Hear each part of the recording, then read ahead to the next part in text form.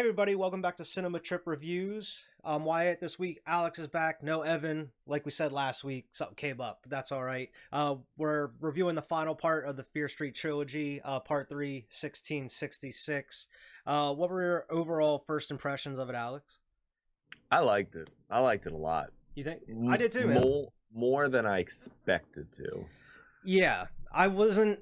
I don't know. I'm just not big on like the time period, and I went into it with kind of low expectations, but it actually kind of surprised me. I liked kind of the twists and turns that it went through with the story. I also am not like a big witches, like Covenant kind of fan. That's not really my thing. Yeah. But this isn't giving too much away. They don't stick around there for the whole movie, which I liked a lot. That it got out of there, you know. Yeah, and that was something that I kind of expected, especially with like going off the main story from the past two, which is the 1666, and then it goes to like 1994 part 2 for like the third act there, which is pretty cool. I was expecting that also. I just like when it ended the 66, I was like, oh, that was quick. I expected it to be more. I felt like they just hit the beats that they needed to hit. They didn't linger on too many scares. They weren't like trying to fake us out. I feel like I would have liked it less if the 1666 was just the whole movie. I feel like they put it just enough time in with it. It didn't overstay its welcome. Like an episode of Goosebumps. So just... Hopping into it here, it does start out pretty much at the end of 1978, where the main girl takes the hand back and reunites it with the body, but whenever she touches the body, she kind of sees the history of Sarah Fear, and she kind of puts herself in her shoes. And you really get to find out the whole backstory of Sarah Fear pretty much, which is pretty interesting. It's not at all what everybody thought. It's not at all what everybody's thought. My minor nitpick with that is I don't like that they put her in the shoes. I'd have just rather seen it. Yeah.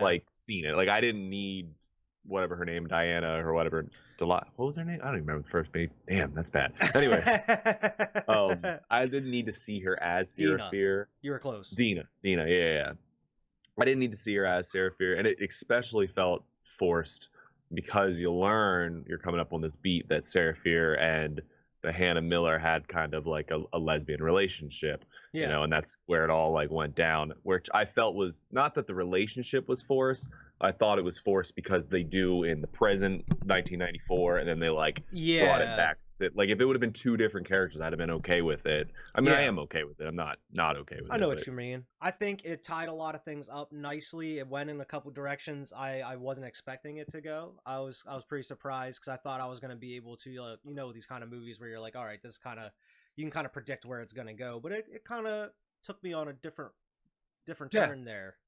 I don't want to spoil it. We'll go to the spoiler warning, but I am excited to talk about that. It was a good twist. It had a good twist to it. We can just kind of give our overall review of it right now before we hit the spoilers. Yeah, because it's hard to talk about it. It's hard to talk about this because like pretty much the whole movie is explaining everything. Like you don't want to wrapping it all up in a nice bow. Exactly. So for most of this review, unlike the other two, it's gonna be spoiler filled. So before we hit the spoilers, I thought it was pretty good movie that wrapped up the trilogy nicely with possibly set up movies in the future, who knows. But yeah, I thought it was pretty decent. I think the second one's the best still, but I thought it was a good way to wrap up the trilogy. I agree with you. I think the second one's the best, but I actually flip-flopped. I like this one more than I like the first one. Not that I didn't like the first one. I like this one more than the first one, I think. It would go 2-3-1 for me. 2-3-1. I like the second one than this one. It just seemed like there was more depth to this one than the first one even. Like the first one, it was, I don't know if it was just because it was setting up a story, but it was definitely the weakest one out of the three. I agree. I'd be excited to watch it again to see if it holds up, because like it was so interesting the first one because it was rapping and all. I'd be excited to watch it again to be like, okay, does this hold up, knowing the twist and knowing the turns? Is it still like a good movie? Because the second one's going to be the best. I think that one holds up the best, even just like thinking about it. And even like going back and knowing everything that happens, you could possibly, I don't know, see like little hints. I don't know if they did that throughout the other two movies, but I'd like possibly to see some things that maybe you didn't notice because you didn't know where it was going at the time. Even more than I like this movie, I gotta say this has been one of my favorite horror experiences in media in the last like few years. Like it's up there, not as high, but like that Halloween came out, was like super excited Yeah. for that. This has been one of my favorite horror experiences I've seen across these 3 movies in a long time. You It's know, definitely pretty interesting because I mean, normally you just get like those little like Netflix original like one-off movies that like nobody really talks about, like maybe once yeah, every now and then. But this was like an event where you have 3 movies, and it's hard to. I mean, they're all like decent quality movies. They're not like yeah, schlocky, like really like yeah, B movies. Really, they're pretty quality pretty good. studio movies. Yeah. Yeah, I thought they were all pretty good. I would recommend this to pretty much anybody in the horror franchise. Like, I can't think of too many 3 trilogy movies that I would recommend more over this. Like, you got your Evil Deads, obviously, you know, Yeah. but even your Halloweens, man. Like the third one, I guess that's Season of the Witch. I'm thinking the third Michael Myers one, Oh but yeah. but Yeah. like that one's a huge drop off between the first 2, you know. Yeah. But I don't know.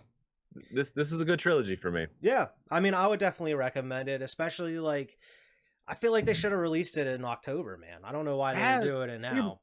Weird. Yeah, I see that. Horror movies do that a lot where they just like miss the mark of October. Like I don't know if it's just like a studio thing. Maybe this was supposed to come out last October and COVID fucked it all up and Maybe. they're just like get it out. It needs to be Yeah, we out, you can't know. sit on another year. We have to Yeah, like put it out as soon as that happens all possible. the time in studios. So Yeah, maybe as a trilogy as a whole, I thought it was really good. I definitely recommend it, man. recommend it. Highly recommend it. Highly recommend it. And Yeah. with that note, spoilers. Spoiler alert. Going right into the spoilers really early here. Pretty much the whole backstory. I mean, you're just getting Dina and Sarah Fier's shoes, which, going back to what you were saying, I feel like we could have just did with having the other actors, because later you see like flashes Other of the actors. real Sarah Fier. Yeah. Where it's like, I feel like you just could have had her in there Yeah. the whole time. I mean, unless maybe they did and they're like, all right, maybe she's like not No, a good not a good actress. actress. So we got her Pretty like, shot. Dina, can you learn these lines? Maybe come in here or whatever. And that's why it got all recast and released in July. Maybe No, they had to do some reshoots. the only thing that again I didn't like is I felt like I was like, are they ancestors of each other? You know, like I was like getting that vibe. I was like, is this whole That's what I town was gonna be an because one ancestor? is that you learn. Yeah. The one Yeah, is Solomon what Good. is?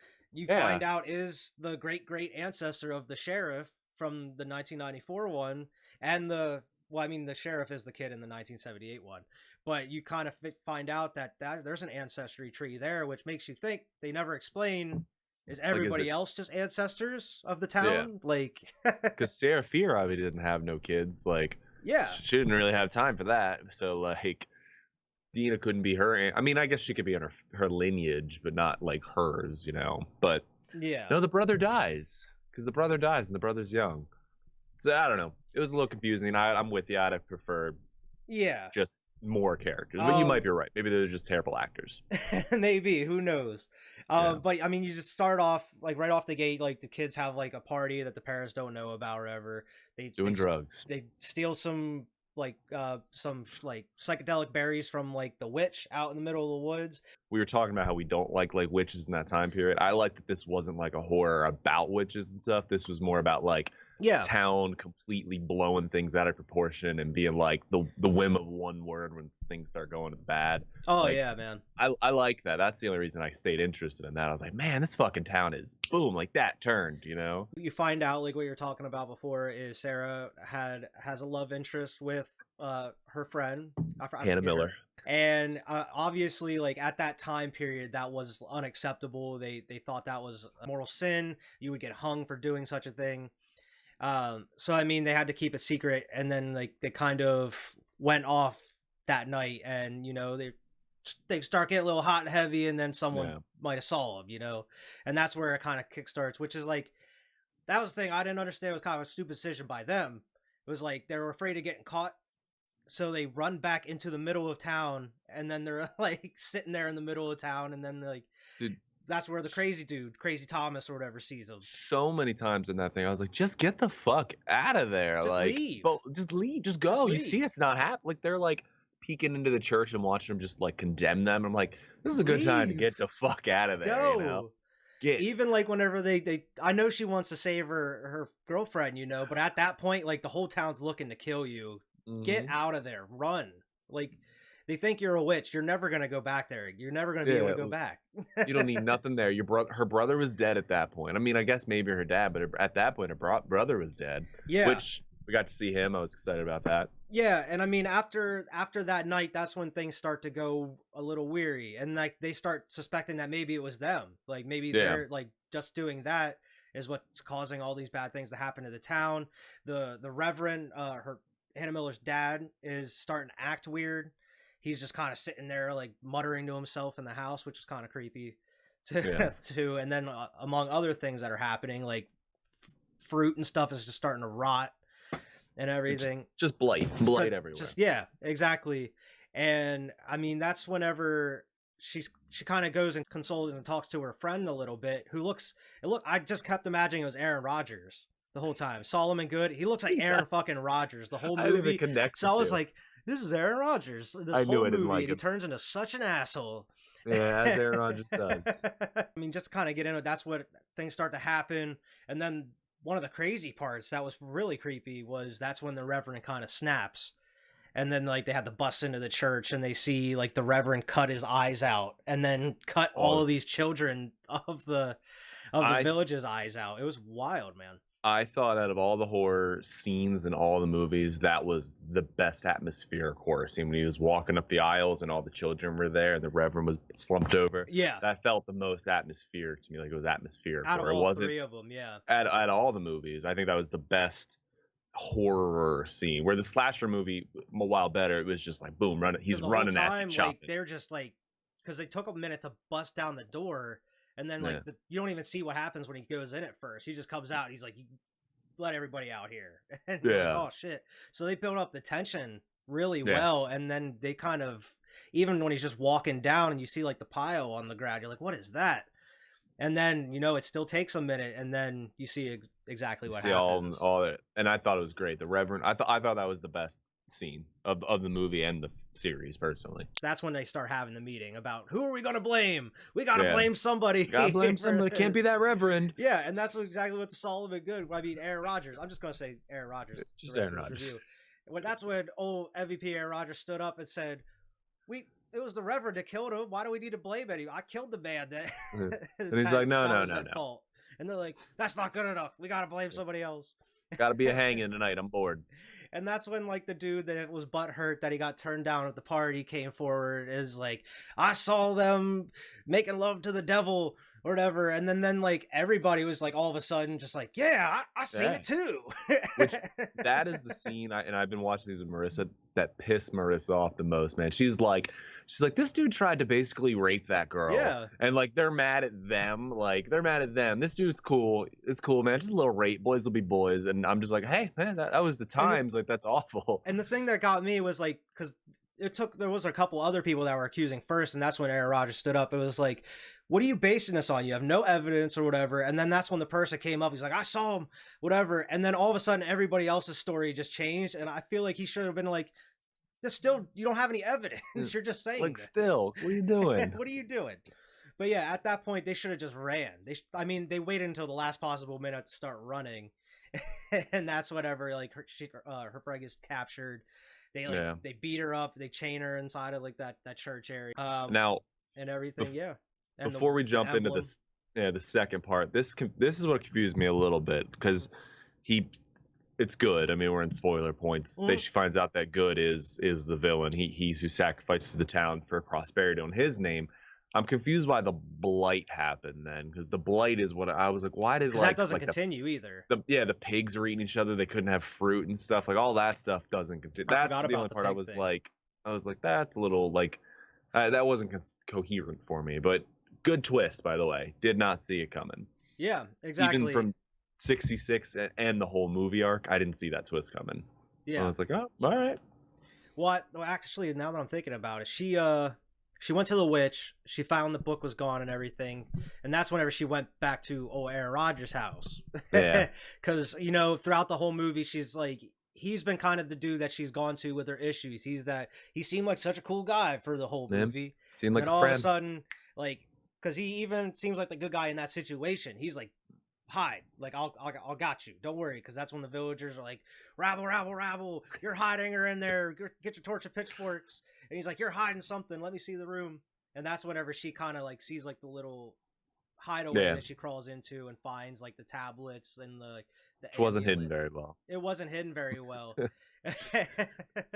You think you'd hide that better. And that's like he ends up pretty much how like the villains do, explaining their whole plan. As Scooby-Doo villains do. Yeah, and I mean, I thought it was a good twist is to have him, and I thought it made sense, with, I mean, the blight part doesn't really make sense. You brought that to light here.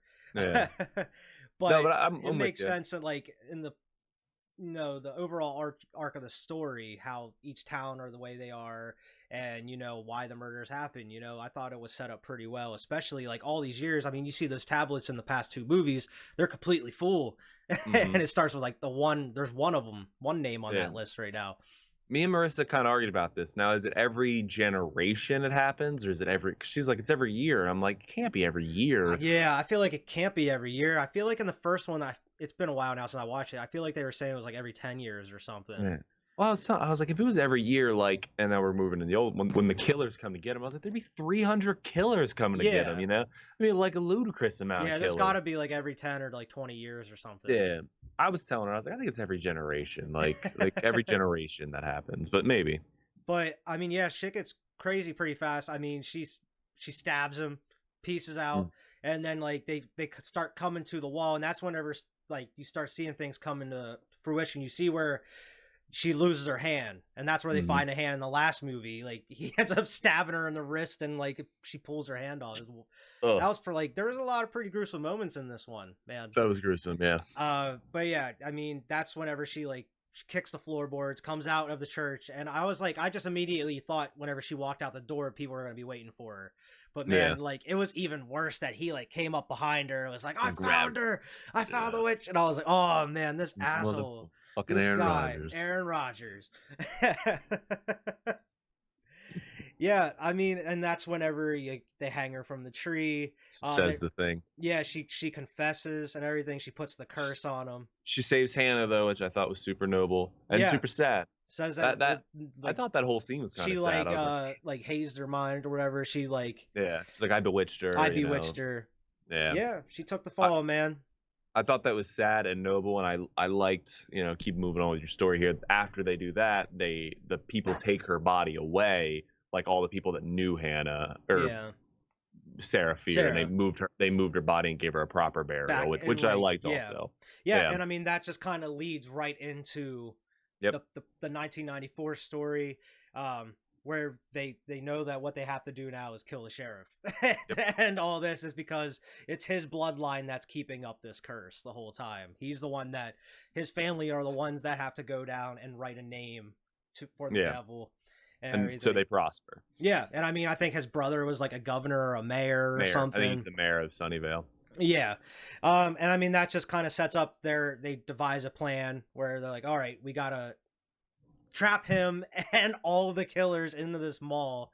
They get like the one dude from the first movie who keeps getting like arrested all the time, which was awesome. Hilarious. Yeah, he was a fun character. So right before, when they're going to get the girl and the guy, I thought it was super disrespectful. They passed a street sign and it says Fear Street, like Feir.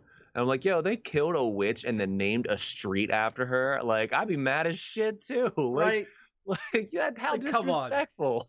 That's disrespectful as shit. But I really liked their plan though. I thought it was pretty creative where like they trapped all the killers in each store of the mall. Like the gates, yeah, and then they got the sheriff to come in and then they just sprayed the blood all over him, and the plan was to release the killers on him. That way the killers were gonna kill him, and then that would defeat the curse and everything. But of course, nothing ever goes to plan. which when it doesn't go to plan and continue moving your beat, I loved. And I thought the best fan service is when they let the killers out, everybody escapes, and they spray the monsters with the blood, and they all fight each other. Oh my gosh, and they're just hacking and slashing each other the whole time. That should have been a longer scene. That could have been like 20 minutes on its own, Yeah, they should have let it go for a little bit, but they kind of cut it out. Yeah, but it was still a great scene though. I was like, like you got to see them all. That one killer was so creepy. The one that looks like the weird face. Yeah, he has just like the knife and the jumpsuit. See, the one with like it wasn't like a gas mask. Like like straight mask on. I thought he was cool. I was like, oh, that guy. He was cool too. That's a brute. But I mean, he just, of course, there seems like there's a passage down to this cave Everywhere. everywhere within this town, because Yeah. they automatically knew where to go in this mall to get down into that little tunnel, and she follows him because that's where Good escapes to. And then they kind of come into that room with the heart, which you never really kind of figure Never out learned. anything about this. And I mean, she confronts him and everything. And now this is kind of a plot hole. I think she looks at it, and her idea was, and she, you know, she made him touch it because he like tricks her. He gets the knife. She makes him touch it, and that's when he starts seeing like all the victims of like all these killers, and that's what fucks him up. But like, how would she know why to do that? Because I think that was in the '78 movie, and it was a completely different character that did that. Sure. I mean, I guess she was told the story. I know, but I mean, picking, it was like cherry the picking. it was like the completely The different. blonde. It was like the blonde, which was like Yeah. the one chick's friend.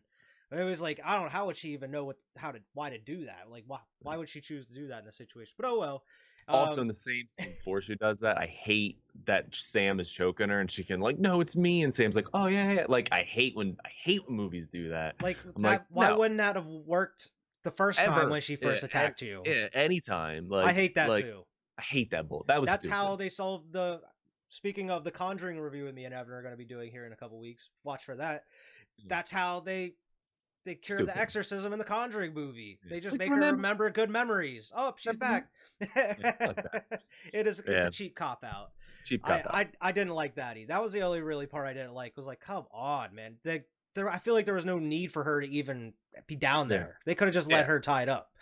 Or give the girl again, whatever her name is. Yeah, Dina, like, let her hit Sam, dude. Let her smack that bitch with like something. She did. Rock. She cracked the shit out. Like, she smashed her head off the ground. But she came back to play. Yeah.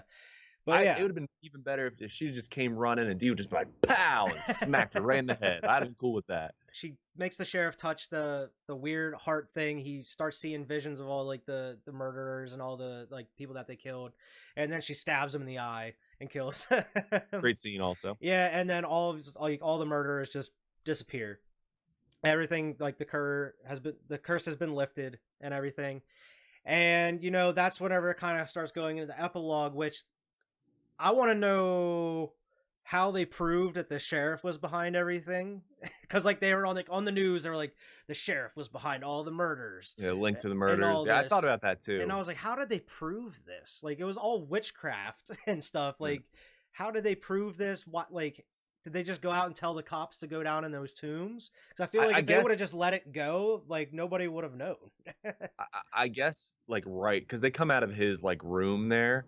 Yeah. I guess right under there would be the stone tablets, but all that disappeared, so it would just be like a bunch of stone tablets, you know. Yeah. They'd be like, all that was left is the book and his dead body, but like, you wouldn't even like all this, the witch symbol on the floor, all that is gone. It's like, how you don't have any evidence of witchcraft. You wouldn't even have any because like it was the weird like murderers that killed people. How would you even link it back to the sheriff in any way? You know, and what? His family. I didn't super think. Well, his family didn't get in trouble. I do remember that because they were saying they're like, oh, we know nothing about that. Like, weird. It is weird. I thought it was weird how they tie it up, because like you see at the very end at the after credits. I don't know if you saw it, the after credits or not. Yeah, you see like all the police markings. You saw that police were down in the tombs at some point, but you see the police were down there, but they didn't take the only evidence that was down there, which was the book. They just left like a it bunch there. Of stuff up, and then you see hands come out and grab the book, which is like, who the hell took the book? Will we know? We might never know. Who knows if they decide to make some more. I think they should. Or whatever. We talked about this before. I think they should make it a show now, like something a little easy, digestible. Like, I'd like that. I mean, I'll be happy. Like, I know they might have done it for a reason, but I mean, I'd be happy if they just made a Fear Street and just made a whole separate story altogether and just let this one be its own, I'm even cool if it ends. Like, if this ends it and this is it. Every horror movie holds a cliffhanger. It's fine. The only other minor complaint I got, and again, love this series, is I don't like when like the villain's revealed and they do like a 180 turn on their personality. The cop honestly seemed like an okay guy, and I Yeah. know it was a Oh my facade. gosh, like this whole Boom. movie, like as soon as Yeah, you see him, it's turned. He's like, "Why are you out here?" Like whenever yeah, he sees like her brother in the car in the middle of the road, he's like, "What's yeah, going on?" And dude, as soon as she grabs him and start running, he pulls his gun. yeah, dude. I was like, 180 turn "Whoa!" instantly. He's like bad guy, and I'm like, damn. Like, did he know she was down there and just had an hour and a half flashback of Right, Sarah Fierce's right. story? Like, he doesn't know what Like, the hell because is going on. all he was doing was just standing there, and then she comes out and grabs him, and she's like, "Run!" And dude just draws his gun automatically. Yeah. Like they didn't even do anything. Yep. Like he Yeah. has No, to know something. I don't know. I thought that was a little weak too. We talked about like weak character development. That was a little weak, but other than that, I thought it was great. Yeah, So I feel like it might have worked if you would have shown a little bit more with the sheriff. You yeah, know, like I feel like it might have worked if you just did 1666 as part 3, and then part 4 could have been just 1994 part 2. You yeah. know, and then had its old separate movie. That way you could have kind of developed the backstory of the sheriff as well. They flash back to the sheriff kind of doing stuff to the guy, like spray painting. He's like, "No, this is my paint," which I'm excited Yeah, to watch again, just so I could pick up all those little like yeah, those nods, even in the 60 or the 78 version. yeah. And they're like, and he's like, I did this, and she's like, "Oh, don't blame yourself."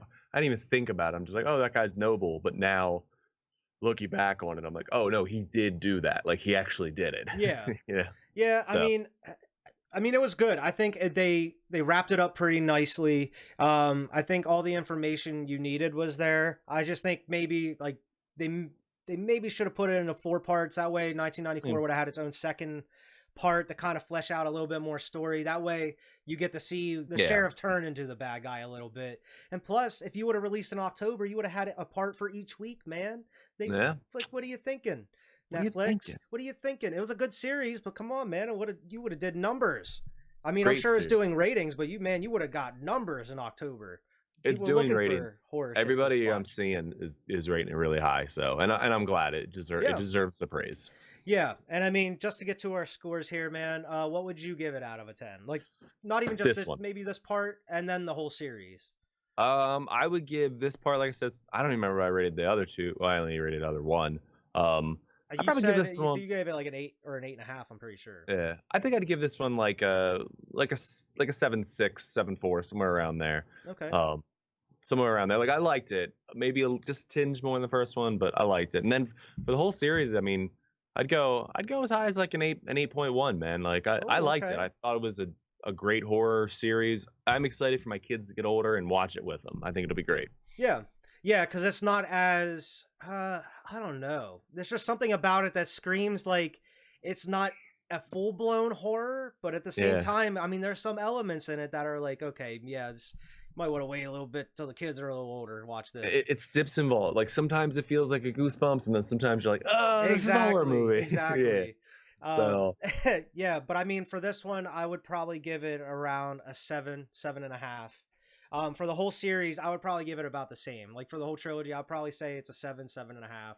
yeah, I say it's above average as far as like a horror trilogy goes. I think it stays pretty consistent. I don't think there's really any drop offs in it. I think the first one's probably the weakest one, it's but I still mean, good. it's still good. Yeah, I don't Still think good. it's terrible by any means. Yeah. But I would definitely recommend it. That this will be a trilogy I'm definitely gonna revisit again. Like I'm excited to watch it one more time. Yeah, So definitely. It's something I'll probably rewatch again. yeah. Thank you for being here and reviewing these last 2 movies here with us and pretty much the whole trilogy. If you haven't already, make sure you like and subscribe. Make sure to check out all of our other content. Follow us on Facebook and Twitter as well. And we'll see everybody later.